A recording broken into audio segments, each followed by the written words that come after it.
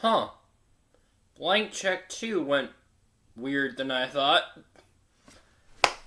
So this is probably a movie that I don't think many people know about. But fuck it.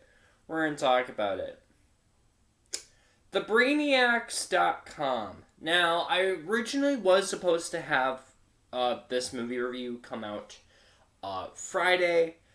But I thought, might as well just push this review up to today because Friday is the day after Thanksgiving. And I don't know. I have a lot more plans on that day than I thought I was going to do. So I decided I'll just put Brainiacs.com a little earlier, and then I'll do Garbage Pail Kids movie on that day. In case if you don't know, if you follow my if you followed my scheduled post that I put on YouTube in the post page. So I thought, you know what, fuck it, just put Brainiacs.com earlier, get that over with, because it was, the day after Thanksgiving was full of films of I don't know if these are going to get many views, I don't know, Garbage Pail Kids might get more views than this, I don't know, I have no idea, but, yeah, so we were going to be talking about TheBrainiacs.com. This movie really reminds me of films that I grew up, like, Blank Check and, Bailey's Billions. Bailey's Billions, I think, is a little bit more, on the underrated side of things. But, I don't know. Do I need the... no, I don't think I need you to that. This is a weird film. This movie has creativity, unlike Freebirds. This movie does have creativity. I dug the first half of this, because it was on a territory I was not expecting, and I liked it. And then the second half was like, okay, now you're slowing this down. This is a movie where I dug the first half, and then a little bit down the line, it was like, okay, something's just not vibing here. Something's not going right with this movie. So this movie, I want to make sure I get characters' names right. Hold on. Brainiacs.com movie. I don't know how well... yeah. Okay, good. So... this movie is about this kid named Matt Tyler. He is who... this is a bit of an obscure... okay, good, I can still find the cast. Awesome. So this movie is about this kid named Matt Tyler, who is played by Michael, sorry if I'm mispronouncing this wrong, Michael Angarano.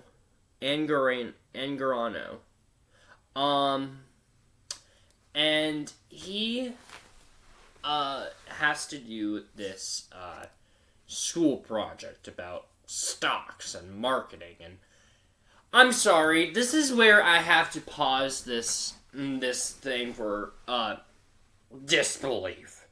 Because what kind of fucking 6th grade class lets you do a marketing class? Because in the film, this kid is like, what, in 6th grade? Like, he looks like he's in middle school. How the... if I was in middle school, I'd be so confused by this marketing shit. Now, I understand it, but, like, I don't think I would have followed with this. But whatever. So Matt Tyler, played by Michael Angarano, he has this marketing class, and he has to do this stocks class or whatnot. Him and his friend Danny, played by Jamal Woods, are teamed up to do the assignment, and they've been friends for a very long time. And after a school lesson, Matt figures out, hey, maybe if I figure out a way to buy my dad's company. His dad, who's played by Kilner. So that's pretty much the plot of the movie. Matt, the kid, buys his dad's company, and which is like this toy company. It's called Tyler Toys is the company's name, and they do toy. They do like this. They have their own toy company. But however, this loan shark played by DeLuise, he has been after Tyler Toys for quite a while, and he is willing to stop at nothing to buy the company.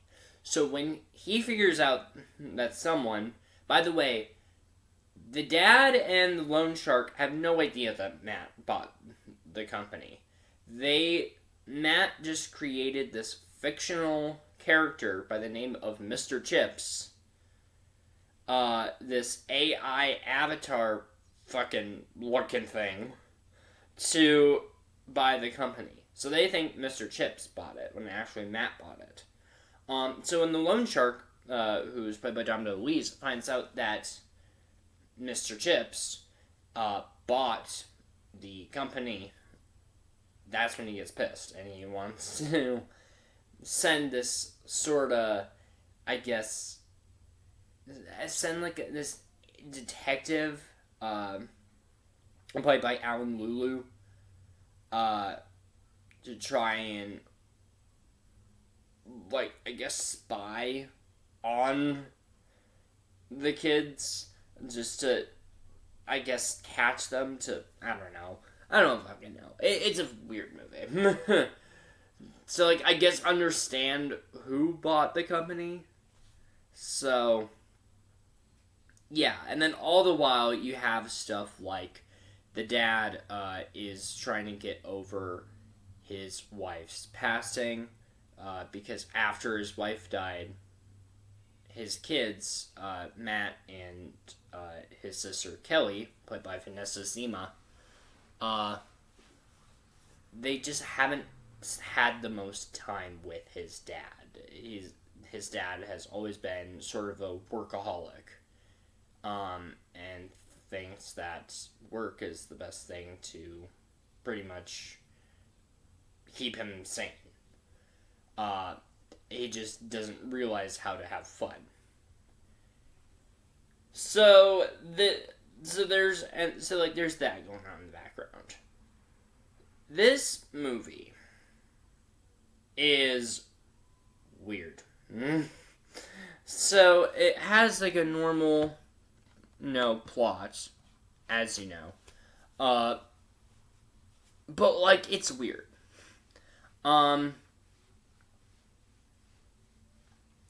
This movie's soundtrack. I'm just going to say this. Right from the get-go. The music, the composed score in this movie, seriously does not know when to shut the fuck up. It just doesn't. The composed score does not know when to shut the fuck up. Especially during emotional scenes. Which kind of kills the emotional scenes for me. You hear this emotional scene, you see this emotional scene of your dad just doesn't know how to have fun. Your dad just has work on his brain. He'll have time to be around you eventually. You have that scene going on. All the while you hear the background music going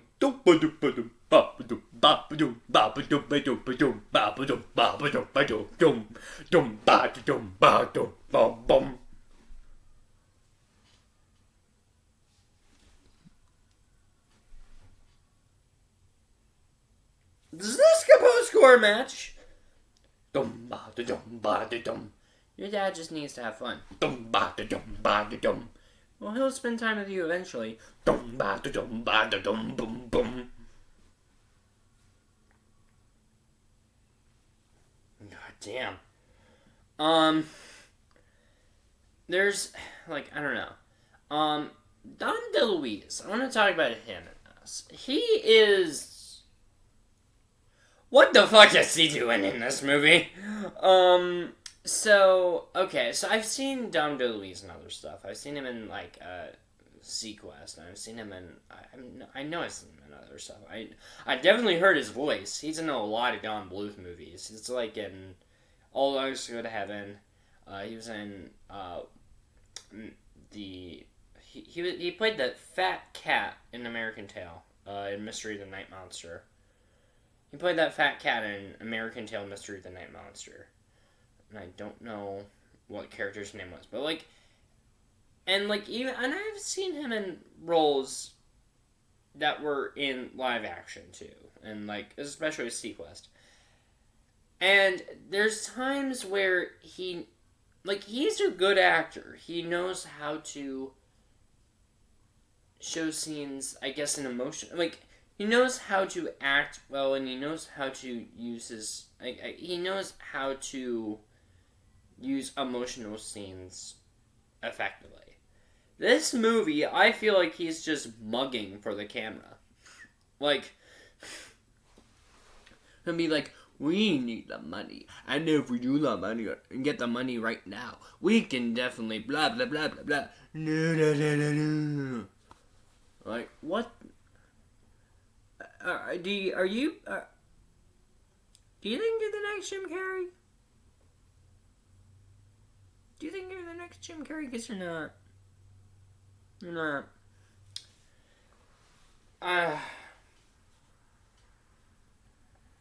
But I don't know. I wasn't really a huge fan of him in this movie. He just did not know how to act in this. Honestly, and I couldn't tell if he was going for a more serious route. I couldn't tell if he was going for the bumbling idiot route. He's just so huge, mixed emotions, and especially the mugging for the camera. It's stop it! Stop it! Kevin Jamal Woods, he was in this. He played Matt's friend, Danny. I recognized him in The Little Rascals, and I did like The Little Rascals. I'm not understanding the year, because when I pull it up on Google, the movie came out in 2000, and honestly, that does not track, because it does not track at all, if I'm being completely honest, because Little Rascals was in 94. And this movie, he just looks like he's maybe a little bit younger. Not younger, but he looks like he gotten older just by a little bit. Maybe 2 or 3 years. Because how old was Kevin Jamal Woods in 2000? Because it just does not.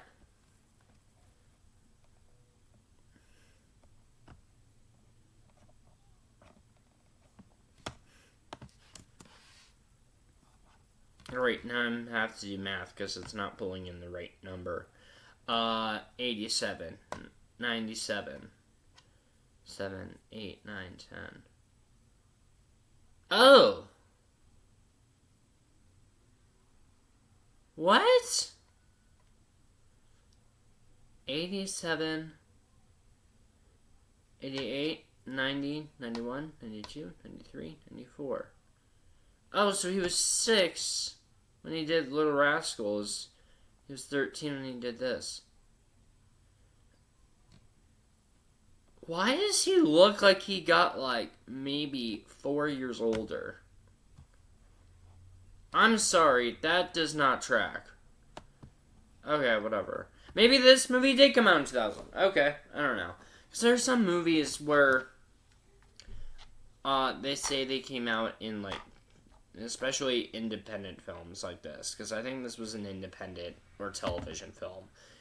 It clearly tracks with some of the effects. And there's some films that were independent films or television films that say they came out in 1 year. And, like, even in the end credits of this movie, it didn't say the year. But when you look it up, it says it came out in 2000. So, I don't know. Maybe it did come out in 2000. I don't know. But, yeah. So, it's interesting. Like, I don't know. This is a weird movie because in the first half of the film, the movie is legit entertaining. But once it got to that second half, this movie just felt so slow. And it felt to the point of, what are we even doing here? And this movie is an hour 37 minutes long. This movie is like almost close to that 1 hour 40 minute mark. And I think there's some scenes in this movie I feel like you could have taken out. There's particularly one storyline in this movie. I didn't bring the storyline up earlier because I didn't think it was that important. But there's this storyline where the sister, Matt's sister, played by Vanessa Zima, she creates this chip that thinks like a human. The chip is a computer chip that thinks like a human. How well does this storyline do? It gets brought back. They talk about it in, like, parts of the movie, and then just gets randomly brought back in the last 3 minutes of the film. It does nothing. It contributes to nothing. This is a storyline that I think you could have just deleted and erased, and the movie would be fine. It does nothing to the story. It's just there for filler. They do nothing. They do jack fucking shit with that storyline. And it's bad because I could see how maybe that could go with the storyline. Because Matt and Danny's company, which is the Brainiacs, so when they create their website, thebrainiacs.com, hence the movie's name, thebrainiacs.com, they could have done something with it, and like they do it to an extent, but what they do with it with the company gets used in the last 3 minutes. They don't use the chip throughout the entirety of the film, which I think you could have done that, but no. We need some fucking filler. It's like, no, we don't have. It's like the filmmaker said, no, we don't have time. We don't have time for the movie to have that storyline be important to this film. Let's leave it alone. Just toss it aside. But yeah, I don't know. And like some of the editing choices too are just weird. Some of the editing's weird. Some of the acting is hit or miss, but like, what can you expect from an independent film? Like a straight to DVD independent film. What can you really expect? I don't know. It's half of what I expected and half not what I expected. I was expecting maybe something crazy, and like the first half is kind of good. The first half of the movie is good, but then once you get to the second half, it's like, ugh. Can this movie just pick up some fucking speed? God damn it. But yeah, so. TheBrainiacs.com. Have you even heard about this movie? I want to know, because this was a straight-to-DVD independent film, and I noticed that there's not a lot of people who knows about these straight-to-DVD independent films. They're very obscure for how small they are. So, but yeah, there's a lot of these independent DVD films I do want to talk about. There's a lot I do want to talk about. But you know, this is the first of many of them I'll talk about. But yeah, I don't know. If you have heard about this movie, and if you have seen it, did you like it? Were you met on it, or did it just fucking piss you off for some reason? Yeah. And Emilia Perez. That's gonna be the next one after review. Yay me. Oh boy. At least this will be more creatively bad than Freebirds and this. But still, it's Emilia Perez. Oh, well. See ya.